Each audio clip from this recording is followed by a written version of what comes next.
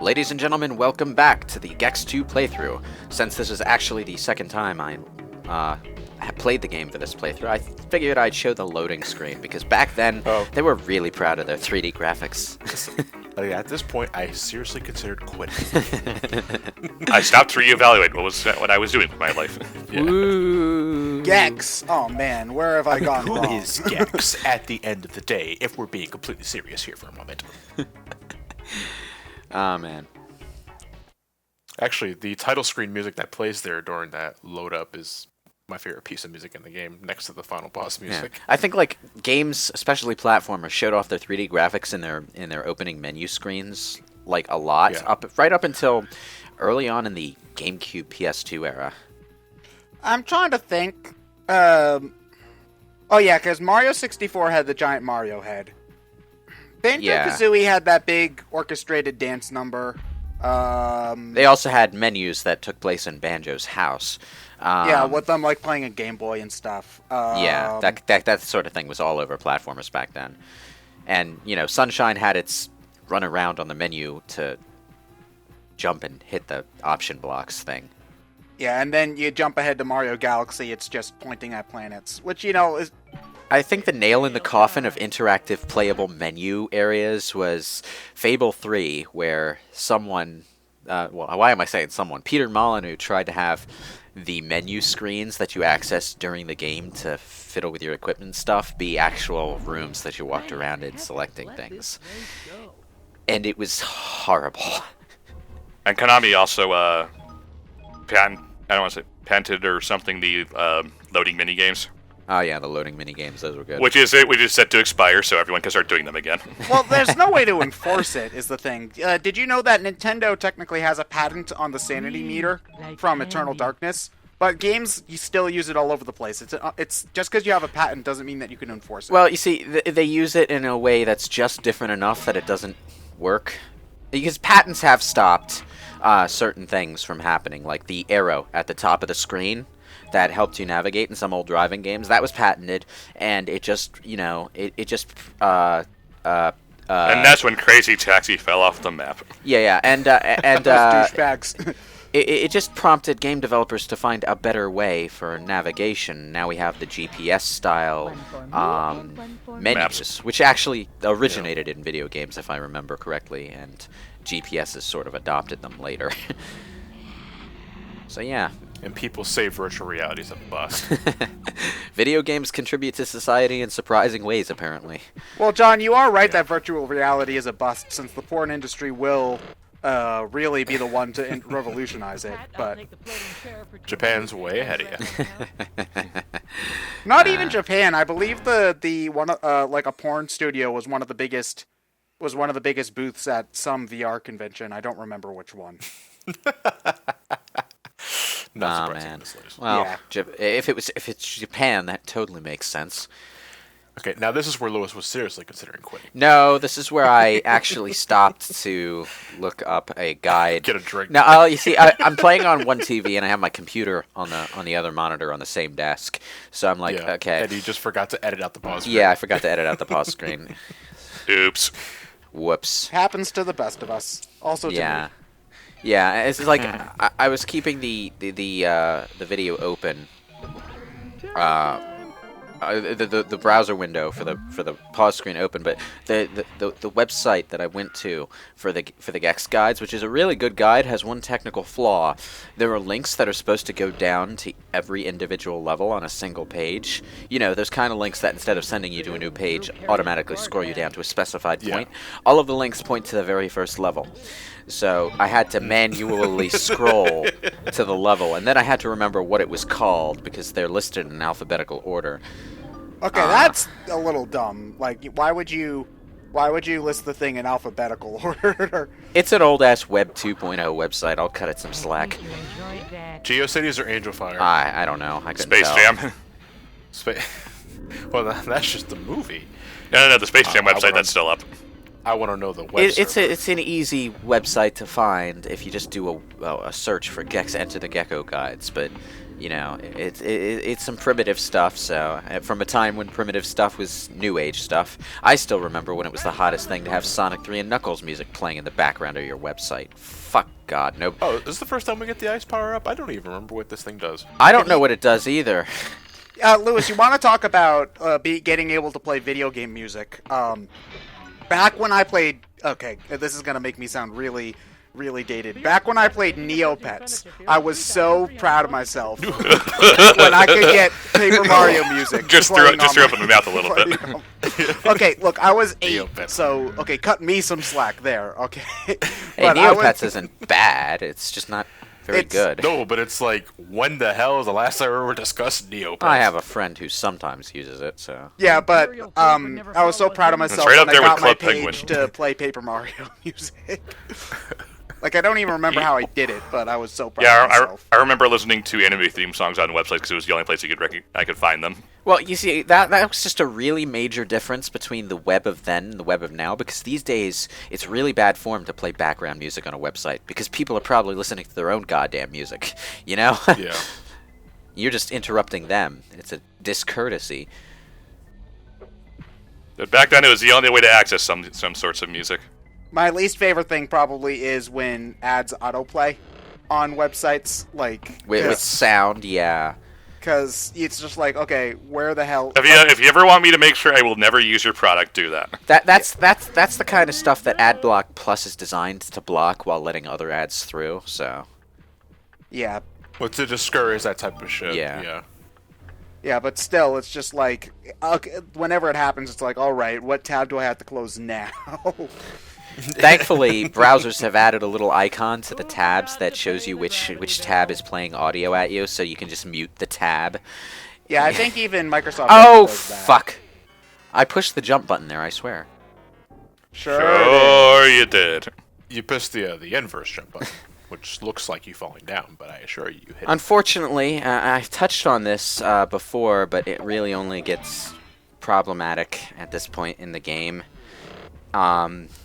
Gex is kind of slippery, especially with a D-pad. It's almost like it's a PlayStation 1 game. Well, yeah, but you don't. It's slippery in a way that Crash Bandicoot wasn't. It's slippery in a way that Mario 64 wasn't. But even analog control is not super precise in this game because it was still in its infancy. Yeah, Banjo-Kazooie didn't have this kind of slipperiness either. It's kind of a... I don't know. Have you tried the Kazooie walk thing? No, that wasn't slippery. The issue with the Kazooie walk, it's just fine. I think I don't have any problems with that control. What the Kazooie walk is the one where the talent drop, the one where Kazooie the one where you dash forward. Yeah, that's supposed to be a little bit on the slippery side because it's a dash maneuver. And you're not supposed to use it to get everywhere. Even though everybody does use it to get everywhere. Well, yeah, but you can backdash all you want, and it's still gonna look and feel a bit weird. There's also stop people from long jumping in Mario 64 because it's technically faster than running. So Reverse long jumps everywhere. I think actually jump dives are the fastest way of general movement. Yeah. In 64 and Sunshine, you just sort of dive repeatedly at the ground and belly slide your way around. Well, if you're playing Sunshine, you're wetting the floor first and then diving. If you're playing Sunshine, you need to stop and rethink what you're doing with your life. No. If you're playing Sunshine past the minimum 60 stars. I would say that if you're just playing Sunshine in general, like I do not have very fond memories of playing that game, even because I don't think I've ever technically beaten it, at least not legitimately. So it's good in a lot of places. It's just a slog to 100%, really. There's plenty of levels that I remember not having fun with, even during a normal 60-star playthrough, like climbing up the Ferris wheel. I didn't really have a lot of fun of trying to do the underwater stuff in Noki Bay. Wasn't great either. I just Mario Sunshine is a game that I only look less and less fondly of the longer I go back. It's kind of like pretty soon we're gonna have Super Mario Odyssey that's gonna make Sunshine look like a joke. You mean it wasn't already? Well, more of a joke.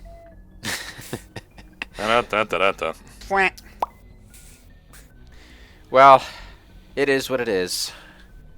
I have a bit of a soft spot for it still, since it was my first 3D Mario game. Okay, Gex. Yeah, that's the only thing I can think of whenever I hear Sunshine.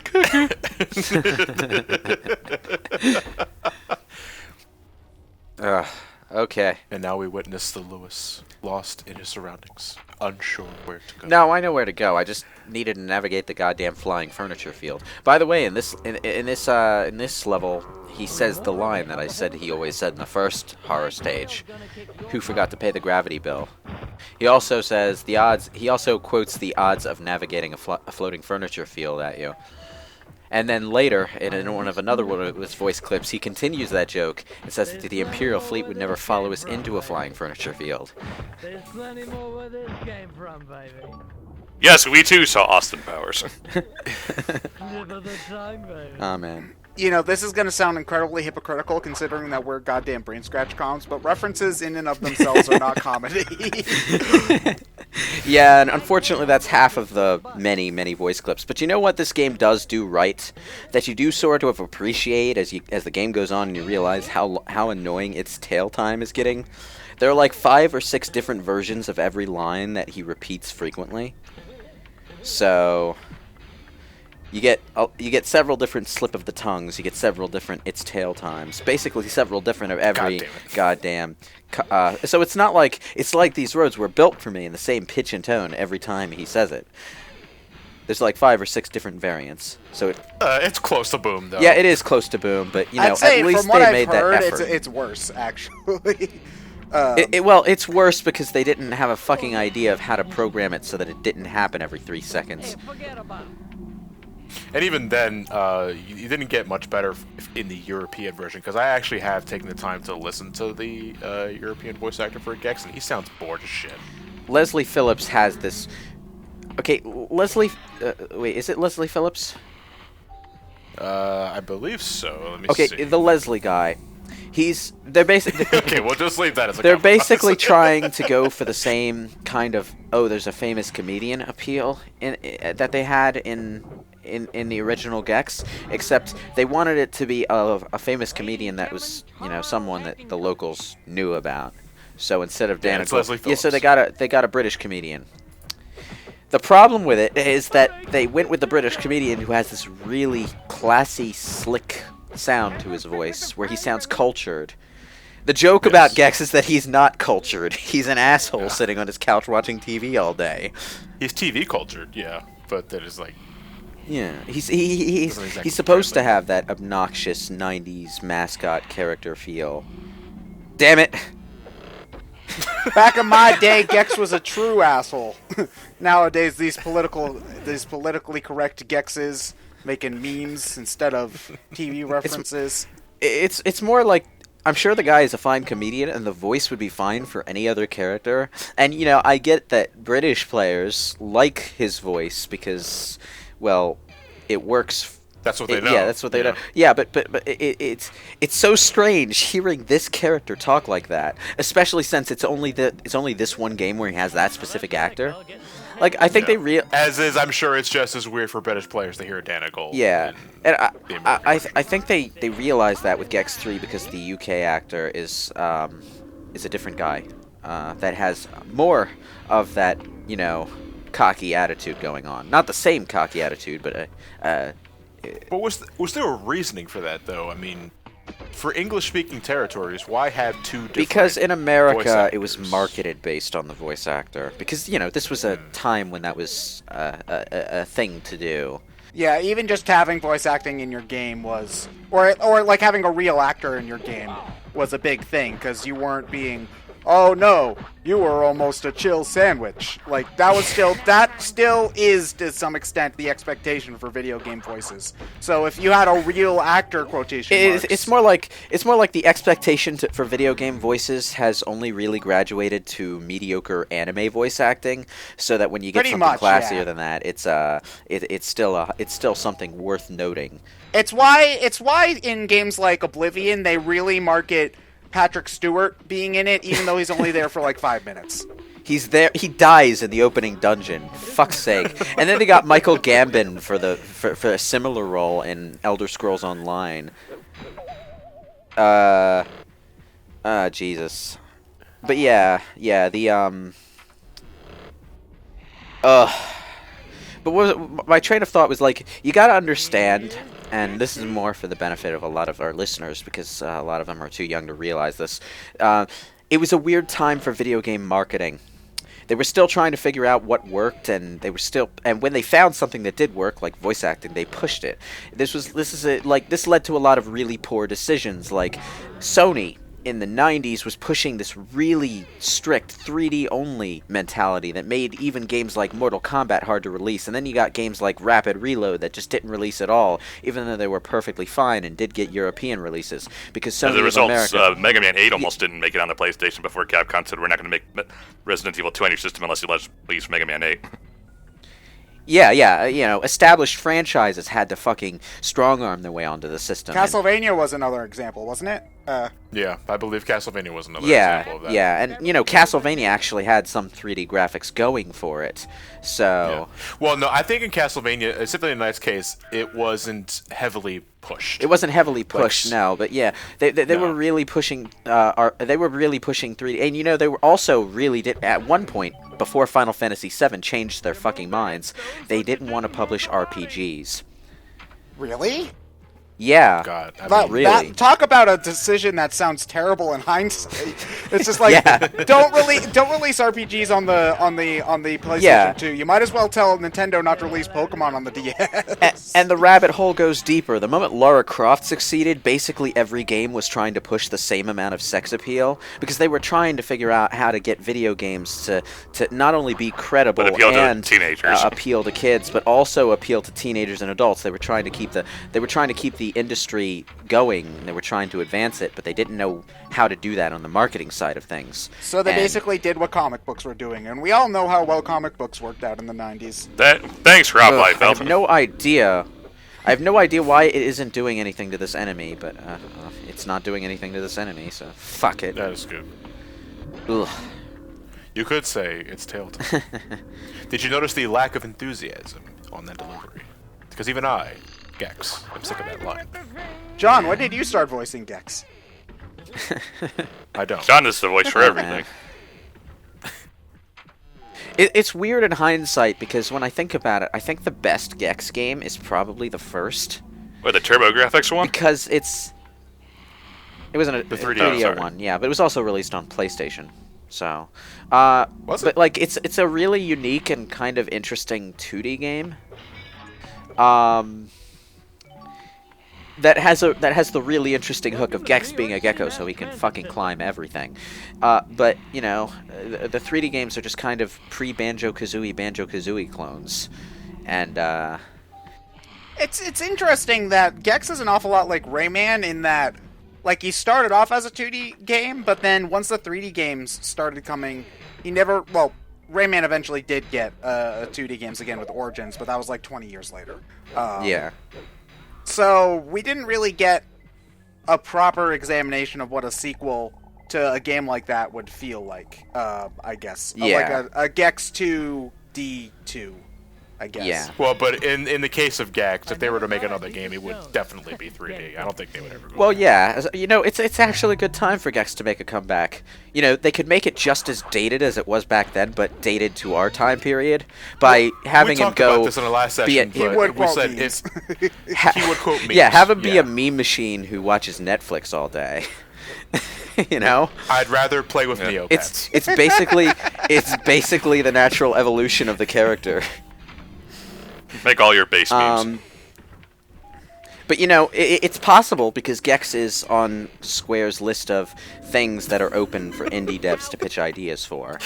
Good. You know what? The more I think about it, though, the more like it does sound more of Gex's ante, where he just tries so pathetically hard to try and blend in with internet culture, and he quotes outdated memes. How do you do, fellow kids? Oh, no. What's the deal with airline food? Hey, if you want a Nobody's pro buying at that kind of, derivative dated shit, I'll voice Gex. I gotta research the hottest memes. Iken has cheeseburger. Nailed it. Well, that sounds delicious! We unlocked a bonus stage and a boss, and this boss is probably the best one in the game because it's a Godzilla versus Mecha Godzilla spoof. No, I prefer Goggalor. Never forget Goggalor. Goggalor will surely be To this defeated day, by I our still have- beloved Navy and what they're best known for.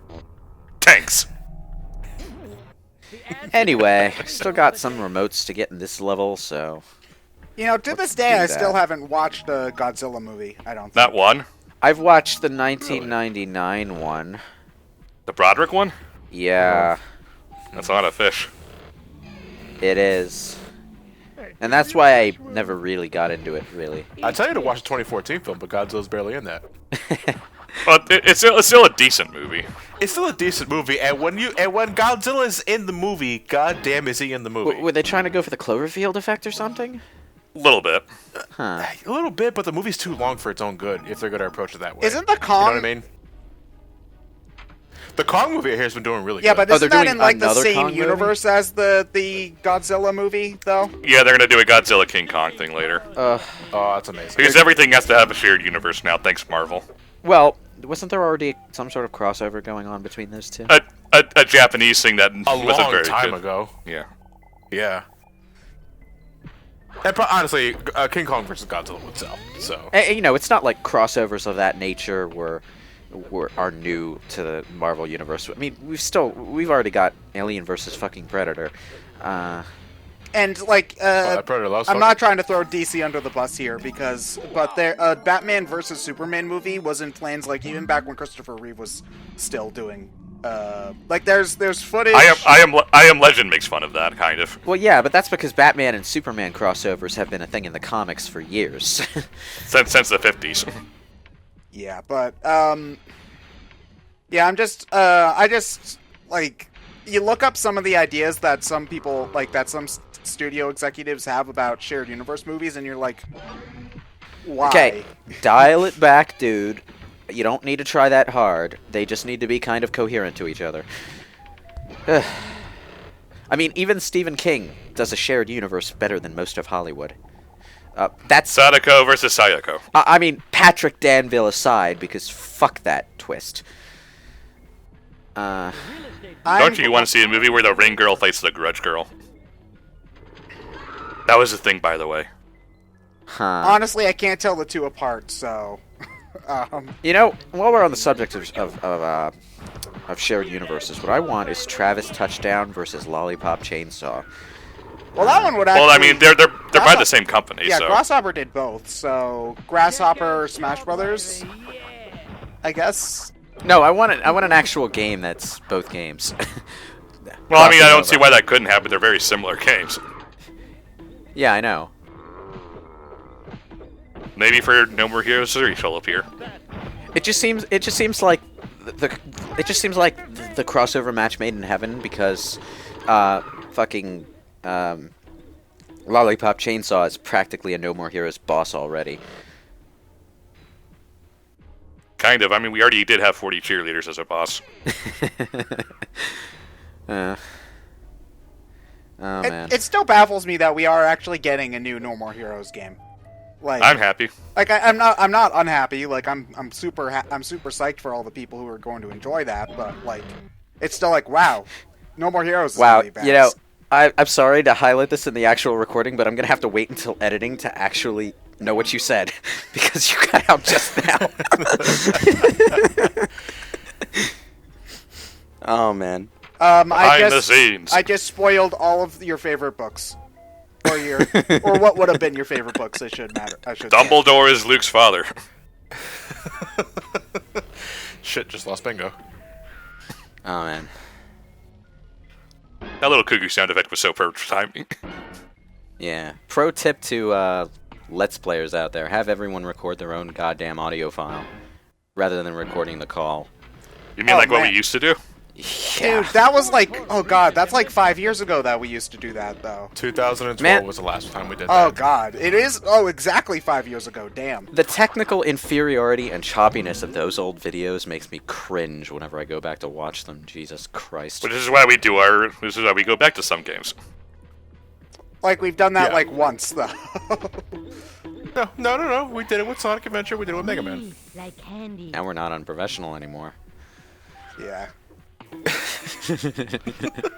the cocoon noise is continuously going on. Ah, man. The fucking camera in this fucking game. Ugh. One more red remote to go in this level. Fortunately, I know exactly where it is and how to get it.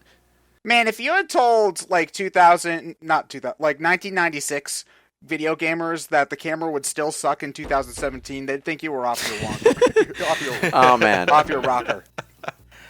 Man, you know, the camera only sucks very rarely these days, though. And when it does, it's usually some kind of low-budget affair.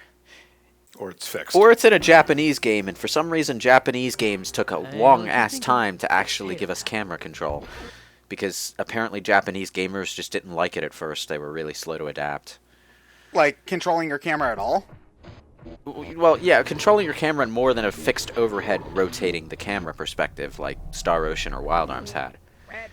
Huh. It wasn't until Wild Arms 5 that Wild Arms had a camera. Are you that talking could RPG control. specifically? All genres. Metal Gear Solid 3 is a prime example. Oh, I was going to say, no, Mario 64 is Japanese. Well, that was Yeah, also the it first is. attempt. They have to It is, have a camera yeah. in order to know that they don't like it. And you know, that's like one of the only examples of you know, Nintendo through the ages not being conservative and old-fashioned about something. Who forgot to pay the gravity I mean, bill? they basically invented the proper 3D camera mechanics and refined them. Mario 64 is why we call it a camera. On but- top of a floating table would make more sense, but he was on top of a chandelier. Gravity bill is irrelevant. Yeah, Yes, sometimes you're slipping. this is a room with gravity furniture floating around down there. You just can't see it from this angle. This You'd is the figure, floating though, furniture considering floating that this is the 90s, they would have made a Phantom of the Opera joke. around. Well, for all I know, they did it at some point. I just wouldn't recognize it because I've never seen fucking Shadow of the Opera. Phantom of the Opera. Shadow of the Opera. Shadow of the Opera. Cue a picture of Shadow with the mask thing on his face. And Maria's the opera girl. Fun fact, the mask is only half of his face is because they couldn't figure out a way to have the microphone work with the full mask. Ah, man. Well, turning a design limitation into a stylistic flourish is always nice. The soundtrack's weird as shit, though. Phantom of the Opera is your mom's favorite musical. Also, I was wrong. It turns out that the more graphics do reappear later in the game as an area that you have to go through to get a red remote. So they just randomly appeared in that other level for no reason. Okay. I can't wait for all the comments in that other video yelling at you for being wrong. Yeah. Yeah, all three of them that play Gex, too. Wow, you're being generous. Well, joke's on you. We recorded this before those videos even went up. By like a week. It's tail Nah. 2 weeks, actually. We didn't meet last week. Did we? No, Yeah, we did. No, we didn't. John had PAX. No. Oh, right, I was right. at PAX. Yeah. You people and your fun things. Yeah, standing in line is so much fun. I love LineCon. When do we get to the ride? This is the ride. Is this the line? Is this the line for the super coaster? No, this is the line to get into the line for the super coaster.